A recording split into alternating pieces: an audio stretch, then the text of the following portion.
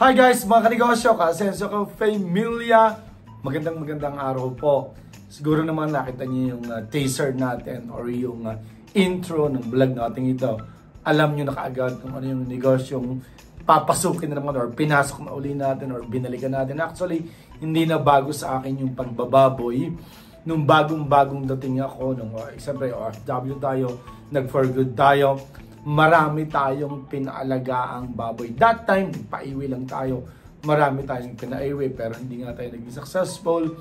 May mga namatayan, nalugi tayo ng malaki, nag-stop tayo. Then, nung nakabili nga tayo ng lupa, nakapagpagawa tayo ng building ng mga baboy, nagbabuyin ulit tayo, nag-start tayong mag-breed. May mga inahin tayong baboy, marami. Inalagaan natin at nagpaiwi rin tayo. Kaya lang, that time, sa kasamaang palad, tumama naman yung Taal Volcano, and then sumunod sa Taal Volcano yung pandemic, and then idagdag natin sa pandemic yung ASF. Pero sabi ko nga babawi ako this time. Hindi na ako papayag na hindi na tayo kikita sa pagbababoy. Guys, yung nakita nyong mga biik na yun ay medyo malalaki na siya, almost 2 months na siya. At nasa mga 2 weeks or almost 3 weeks na siya nawalay. Kaya ang bili natin na medyo mahal. Ang pinatakan guys ng isa is 5,800. So ibig sabihin yung 10 yun ay 58,000. Pero yun naman guys, in-expect natin na pwede nating mabenta ng 3.5 to 4 months. Yun nga yan, bago i-harvest is 3.5 to 4 months. So medyo mabilis na. Hindi katulad ng minsan kung bibili kayo ng parang 1 buwan lang or parang 1 buwan at 1 linggo lang, medyo tatagal yung pag-aalaga o tatagal bago ma-harvest, and then medyo delikado nga kasi napakabata. Guys, ang live weight dito sa Pilipinas, or sorry, dito sa Pilipinas nga pala tayo. Sorry. So dito sa Batangas guys, ang live weight now is 190 per kilo.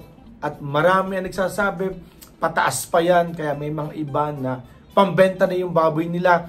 Medyo dinidelay nila. Kasi sabi nila, baka may 195 or 200. Kung natatandaan nyo, last year, umabot ng 240 to 250 ang kilo ng baboy or sa live weight. Alam niyo ba guys, meron tayong kumpare, shoutout kay Paring Dani, kay Maring Edit.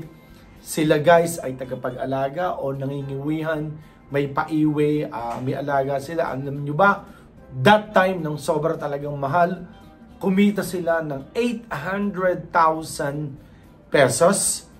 Hati, 400,000. Nakabahagi sila ng 400,000 pesos. Imagine niyo, kapag alaga lang yun. Samantalang kung solo ninyo. Kanina nga lang, meron tayong napanood na vlog sa YouTube.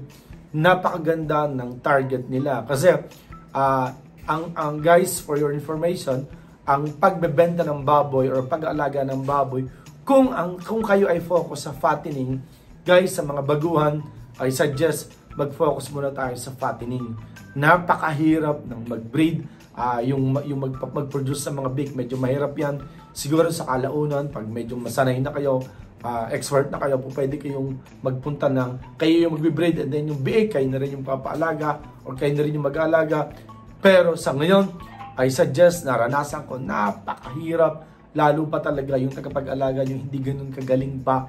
Siguro, mas maganda yung pipili tayo ng magandang breed, pipili tayo ng magandang biik, na sure na hindi buy and sell, Hindi yung mahirap kasi na makakakita kayo, may mga nagbebenta ng bake. Dapat pag bumili kayo ng bake, alam nyo alin yung inahin, alin yung ganador, sure talaga na may paanakan, sure talaga na may Bartolina, sure na talaga na paanak. Kasi kung ang inyong mabibili guys ay mga pinamili rin lamang, nagbabay and sell, baka ang mabili nyo ay yung may lahing may pagka-native, baka ang mabili nyo ay native ang inahin, pero sinumpitan lamang, lumabas na mga white yung yun ay napakatagal lumaki. Maraming nagkaganon dito, nalugi lang sila. So suggest, bibili tayo, ingat na ingat tayo. Kung may mga kakilala kayo, lalong mas maganda. So, yung napanood nga natin guys, nakita natin sa YouTube, ang pagbebenta ka, since binili mo yung bake, average is 4 months bago ibenta. Meron tayong napanood guys na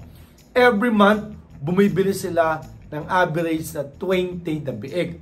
So let's say January 20 heads, February 20 heads, March 20 heads, April 20 heads.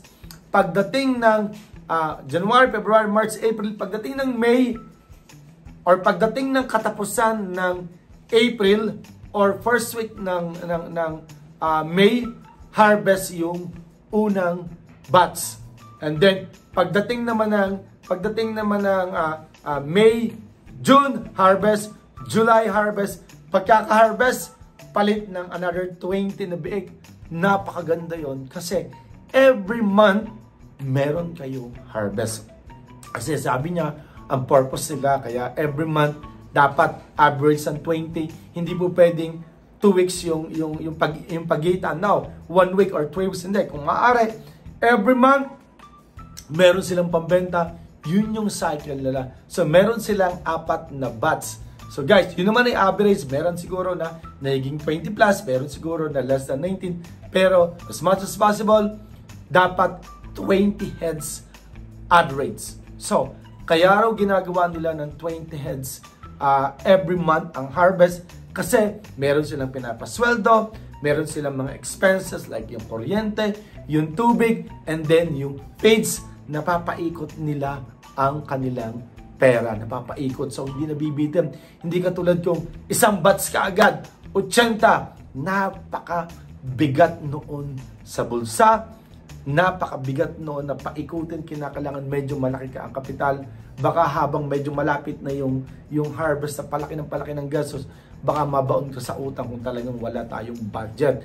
Ngayon guys, kung ang pagbabasihan natin ay yung market price ngayon or yung live weight ngayon sa 20 heads, imaginein mo na lang, mag-net na lang tayo. Net na lang tayo ng 5,000 pesos per head. Ibig sabihin, kung may 20 heads ka na binebenta everyday, kaya mong kumita ng 100,000 every month.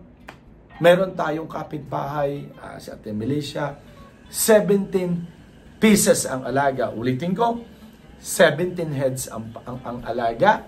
Siya ay nangingiwihan, hindi talaga kanya yun. Si Makaloy yung may baboy, si Ate Raquel, 17 heads.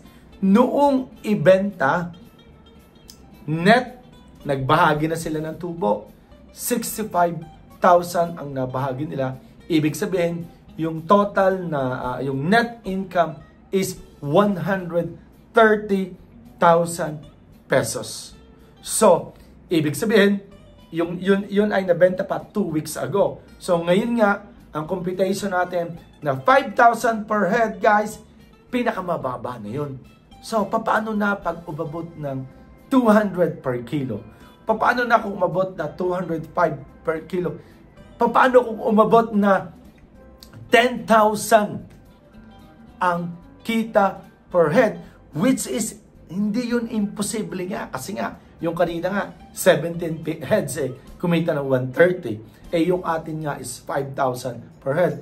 Guys, noong tumaas yung baboy, noong umabot ng 240 to 250, may mga breeder dito, may mga hog raiser dito na nagsasabi, nakatapat sila ng minsan isang ulo ng baboy, 14,000 ang kinita.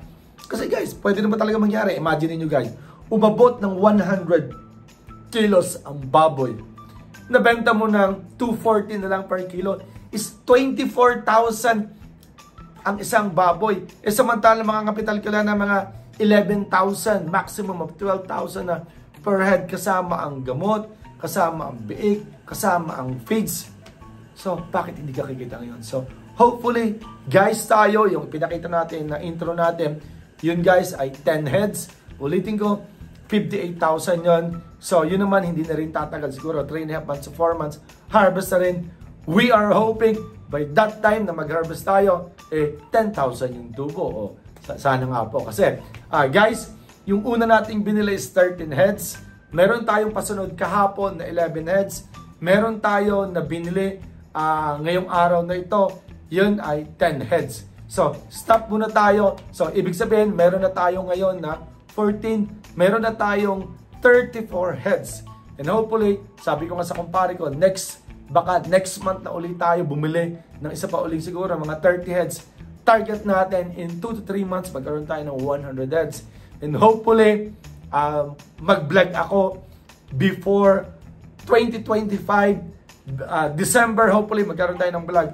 Guys, ang target ko is 200 heads na fattener before 2025 or let's say December, hopefully meron na tayong 200 heads na fattener. Sana nga po, sana nga po. So hindi naman masamang mangarap. Malay nyo, maabot natin yung 200 heads before December pa, February lang ngayon, first week lang. So guys, yun lang, nag-share lang tayo na yung technique pala mas maganda, at least every month meron tayong harvest. Kung halimbawa 10 heads lang, at least umiikot yung pera. Guys, ini-encourage ko kayo na mag-engage sa hog racing business or sa pagbababuyan. Medyo mabaho, pero nandito yung pera. Marami akong mga pinsan, mga kamag-anak, nakabili ng sasakyan, nakabili ng lupa, nakabili ng mga apartment, nakapagpagawa ng apartment dahil sa pagbababuyan. Alam nyo guys, ulitin ko, sabihin ko sa inyo, yung pagbababuyan is cycle yan. Lugi, tubo ng konti, tubo ng medyo malaki, malaki ang tubo, super laking tubo, antayin nyo yun.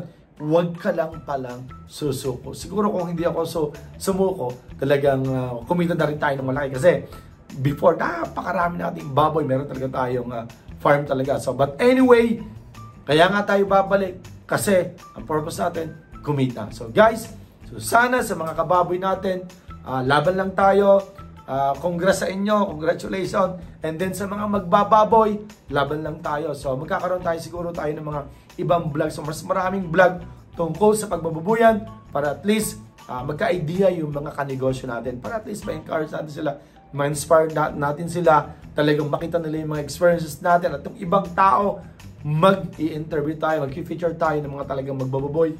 Magkano yung mga kinita na nila para at least tayo naman na magka-idea at ika nga ma-inspire tayo. So, mga kanegosyo, kasi sa Familia, happy farming, mga kanegosyo. God bless. Kita-kits po tayo sa susunod nating video. Bye-bye po, bye-bye po, bye-bye.